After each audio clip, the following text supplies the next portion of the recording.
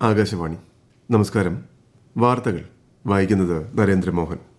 പ്രധാന വാർത്തകൾ. ഉപഗ്രഹങ്ങളെ കൂട്ടിയോജിപ്പിക്കുന്ന space docking പരീക്ഷണ ദൌത്യം സ്പെയ്ഡെക്സ് വിജയകരമായി വിക്ഷേപിച്ച് ISRO. വയനാട് മുണ്ടക്കൈ ദുരന്തം അതിതീവ്ര ദുരന്തമായി പ്രഖ്യാപിച്ച് കേന്ദ്ര സർക്കാർ. ഇന്ത്യയുടെ ഉൽപാദന മേഖല ഈ വർഷം ശ്രദ്ധേയമായ വളർച്ച കൈവരിച്ചതായി കേന്ദ്ര സർക്കാർ. 92ാമത് ശിവഗിരി തീർത്ഥാടന മഹാസമ്മേളനം മുഖ്യമന്ത്രി പിണറായി വിജയൻ ഇന്ന് രാവിലെ ഉദ്ഘാടനം ചെയ്യും. കേന്ദ്രമന്ത്രി ഗജേന്ദ്ര സിംഗ് ഷെഖാവത്ത് പങ്കെടുക്കും. അന്തരിച്ച വിഖ്യാത സാഹിത്യകാരൻ MT വാസുദേവൻ നായരുടെ സ്മരണാർത്ഥം സാംസ്കാരിക വകുപ്പ് സംഘടിപ്പിക്കുന്ന സമ്മേളനം മുഖ്യമന്ത്രി പിണറായി വിജയൻ തിരുവനന്തപുരത്ത് ഉദ്ഘാടനം ചെയ്യും. സന്തോഷ് ട്രോഫി ഫുട്ബോൾ ഫൈനലിൽ കേരളം ഇന്ന് പശ്ചിമ ബംഗാളിനെ നേരിടും. ദേശീയ സീനിയർ ഫെൻസിംഗ് ചാമ്പ്യൻഷിപ്പിന് ഇന്ന് കണ്ണൂരിൽ തുടക്കമാകും. വാർത്തകൾ വിശദമായി. ഉപഗ്രഹങ്ങളെ ബഹിരാകാശത്ത് വെച്ച് കൂട്ടിയോജിപ്പിക്കുന്ന ISROയുടെ ഡോക്കിംഗ് ദൌത്യമായ സ്പെയ്ഡെക്സ് വിജയകരമായി വിക്ഷേപിച്ചു. ശ്രീഹരിക്കോട്ടയിലെ സതീഷ് ധവാൻ ബഹിരാകാശ കേന്ദ്രത്തിൽ നിന്നും PSLV C-60 ഉപയോഗിച്ചായിരുന്നു വിക്ഷേപണം. 2 ചെറിയ ബഹിരാകാശ വാഹനങ്ങൾ ഉപയോഗിച്ച് ഇൻ സ്പേസ് ഡോക്കിംഗ് സാങ്കേതിക വിദ്യ പ്രകടമാക്കിയാണ് ലക്ഷ്യം പൂർത്തിയാക്കിയത്. സ്പെയ്ഡെക്സ് ദൌത്യ ഉപഗ്രഹങ്ങളായ SDX-01 ചേസർ, SDX-02 ടാർഗറ്റ് എന്നിവയാണ് ഭ്രമണപഥത്തിൽ എത്തിച്ചത്.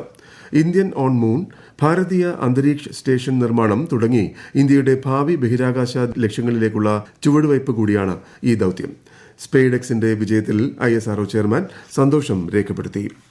Really happy to announce the successful accomplishment of the launch of PSLV C-60 for the SpaceX mission. So over the period of time, for the days, it will pick up further distance, travel to almost a 20-kilometer distance away. And then the rendezvous and docking process will start. And we hope that the docking process can happen in another 1 week. The nominal time is going to be approximately 7th of January. Mundakkai ദുരന്തം അതിതീവ്ര ദുരന്തമായി കേന്ദ്ര സർക്കാർ പ്രഖ്യാപിച്ചു. കേരളത്തിന്റെ ആവശ്യം കേന്ദ്ര സർക്കാർ അംഗീകരിച്ച് ഉത്തരവിറക്കി. മേപ്പാടിയിലെ ഉരുൾപൊട്ടലിന്റെ തീവ്രതയും വ്യാപ്തിയും കണക്കിലെടുത്ത് അതിതീവ്ര ദുരന്തമായി കേന്ദ്ര മന്ത്രിതല സംഘം പരിഗണിച്ചിട്ടുണ്ടെന്ന് ആഭ്യന്തര മന്ത്രാലയം അറിയിച്ചു. ഇക്കാര്യം വ്യക്തമാക്കി ആഭ്യന്തര മന്ത്രാലയം ജോയിന്റ് സെക്രട്ടറി ജേഷ് ഗുപ്ത സംസ്ഥാന റവന്യൂ സെക്രട്ടറി ടിങ്കു ബിസ്വാളിന് കത്തയച്ചു. ദുരന്ത നിവാരണ പ്രവർത്തനങ്ങൾക്കായി ISDRFിലേക്ക് പണം കൈമാറിയെന്നും കത്തിൽ പറയുന്നു. പുനരധിവാസ പുനർനിർമ്മാണ പ്രവർത്തനങ്ങളിൽ ഈ പ്രഖ്യാപനം ഏറെ സഹായകരമാകും. ഇന്ത്യയുടെ ഉൽപാദന മേഖല ഈ വർഷം ശ്രദ്ധേയമായ വളർച്ചയ്ക്ക് സാക്ഷ്യം വഹിച്ചു. കേന്ദ്ര സർക്കാർ കഴിഞ്ഞ 10 വർഷത്തിനുള്ളിൽ നടപ്പിലാക്കിയ സാമ്പത്തിക, സാമൂഹിക, വിദേശ നയ സംരംഭങ്ങൾ ഇന്ത്യയെ ഒരു ആഗോള ശക്തിയാക്കി ഉയർത്താൻ സഹായിച്ചു. ഈ കാലയളവിൽ രാജ്യം ഒരു ആഗോള ഉൽപാദന കേന്ദ്രമായി മാറിയിട്ടുണ്ട്. മേക്ക് ഇൻ ഇന്ത്യ പദ്ധതി, ഉൽപാദനത്തിന് അനുസരണമായ പ്രോത്സാഹന പദ്ധതികൾ തുടങ്ങിയവ ഈ വളർച്ചയിൽ സ്വാധീനം ചെലുത്തിയിട്ടുണ്ട്. 92ാമത് ശിവഗിരി തീർത്ഥാടനത്തിന്റെ ഉദ്ഘാടനം മന്ത്രി MB രാജേഷ് വർക്കലയിൽ നിർവഹിച്ചു. ആധുനിക സമൂഹമായി കേരളം മാറണമെന്ന ദീർഘവീക്ഷണത്തോടെയാണ് ഗുരുദേവൻ നവോത്ഥാന പ്രവർത്തനങ്ങൾ നടത്തിയിരുന്നതെന്ന് മന്ത്രി പറഞ്ഞു. ശിവഗിരി തീർത്ഥാടന മഹാസമ്മേളനം മുഖ്യമന്ത്രി പിണറായി വിജയൻ ഇന്ന് രാവിലെ ഉദ്ഘാടനം ചെയ്യും. കൃഷി, കൈത്തൊഴിൽ, വ്യവസായം, ടൂറിസം സമ്മേളനത്തിന്റെ ഉദ്ഘാടനം കേന്ദ്രമന്ത്രി ഗജേന്ദ്ര സിംഗ് ഷെഖാവത്ത് നിർവഹിക്കും. ഇന്ത്യ നേപ്പാൾ സംയുക്ത സൈനികാഭ്യാസം സൂര്യകിരണിന്റെ 18ാം പതിപ്പിന് ഇന്ന് നേപ്പാളിലെ സൽച്ചൻഡിയിൽ തുടക്കമാകും. ജംഗിൾ വാർഫെയർ, ദുഷ്കരമായ പ്രദേശങ്ങളിൽ ഭീകരതയ്ക്കെതിരെ പോരാടൽ, ദുരന്ത നിവാരണത്തിൽ മാനുഷിക സഹായം എന്നിവയിൽ ശ്രദ്ധ കേന്ദ്രീകരിക്കുന്നതാണ് സംയുക്ത സൈനികാഭ്യാസം.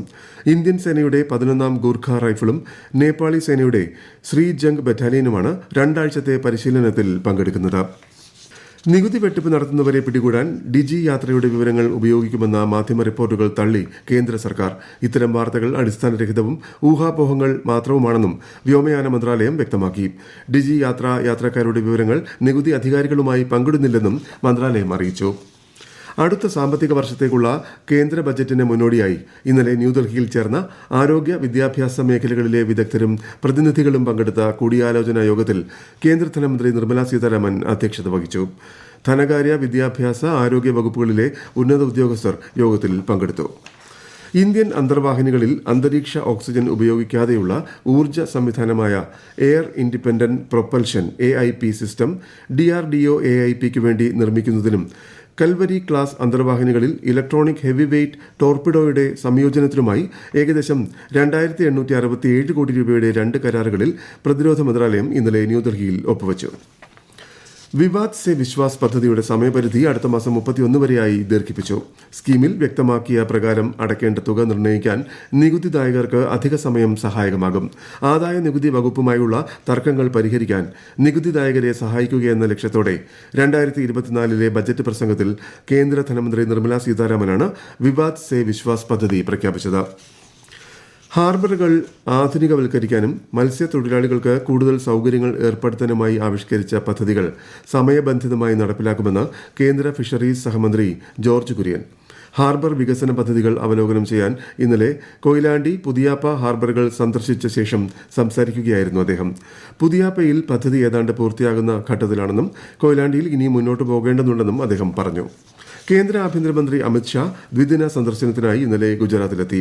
വൽസാദ് ജില്ലയിലെ ധരംപൂരിൽ ശ്രീമദ് രാജ് ചന്ദ്ര മിഷന്റെ വാർഷികാഘോഷത്തിന്റെ സമാപന ചടങ്ങിൽ അദ്ദേഹം പങ്കെടുത്തു. ഈ വാർത്തകൾ ആകാശവാണിയിൽ നിന്ന്. ആകാശവാണി വാർത്തകളും വാർത്താ അധിഷ്ഠിത പരിപാടികളും all India radio news Thiruvananthapuram YouTube ചാനലിലും @all India radio news Thiruvananthapuram Facebook പേജിലും AIR ന്യൂസ് _ ഇൻസ്റ്റഗ്രാം അക്കൌണ്ടിലും @AIR ന്യൂസ് _TVM X ഹാൻഡിലും ലഭ്യമാണ്. അന്തരിച്ച വിഖ്യാത സാഹിത്യകാരൻ MT വാസുദേവൻ നായർക്ക് ആദരമർപ്പിക്കുന്നതിനായി സാംസ്കാരിക വകുപ്പ് സംഘടിപ്പിക്കുന്ന അനുസ്മരണ സമ്മേളനം ഇന്ന് തിരുവനന്തപുരത്ത് നടക്കും. ടാഗോർ തിയേറ്ററിൽ മുഖ്യമന്ത്രി പിണറായി വിജയൻ സമ്മേളനം ഉദ്ഘാടനം ചെയ്യും. സംഗീതാർച്ചന, MT പുസ്തകങ്ങളുടെ പ്രദർശനം തുടങ്ങിയവയും ഇതോടനുബന്ധിച്ച് ഒരുക്കിയിട്ടുണ്ട്. സന്തോഷ് ട്രോഫി ഫുട്ബോൾ ടൂർണമെന്റിന്റെ ഫൈനലിൽ കേരളം ഇന്ന് പശ്ചിമബംഗാളുമായി ഏറ്റുമുട്ടും.